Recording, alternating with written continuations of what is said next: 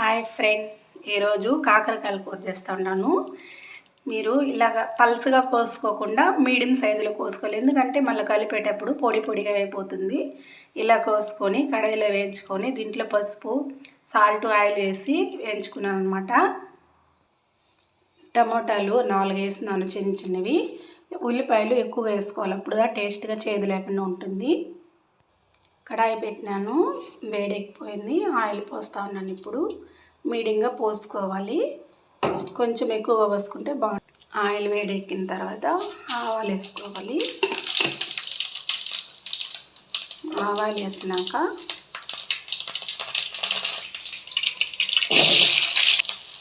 ఎర్రగడ్డలు వేసినాక ఇలా బాగా కలుపుకోవాలి. కరివేపాకు, ఎర్రగడ్డలు ఈ కలర్ వస్తే చాలు, చాలా మాడిపోకుండా. ఇప్పుడు మనము దీంట్లో కాకరకాయలు వేసుకోవాలి.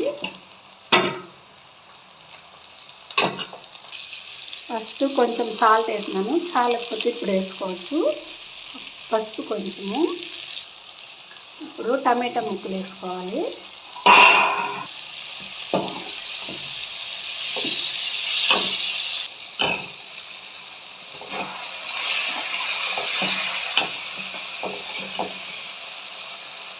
కారం వేసుకోవాలి.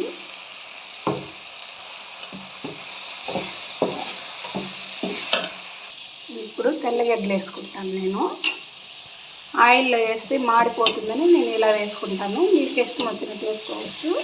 నాకు ఇలా వేసుకుంటే టేస్ట్గా ఉంటుంది. కొంచెం వాటర్ పోసుకోవాలి. ఇప్పుడు వాటర్ పోసుకోవాలని మీకు నచ్చిన కొంచెం కూడా మీడియంగా పోసుకోవచ్చు. నాకు సరిపడా నేను పోసుకున్నాను. ఇప్పుడు చూడండి, చక్కగా ఆయిల్ అంతా పైకి వచ్చేస్తుంది. ఇప్పుడు నేను చింతపండు పోస్తాను.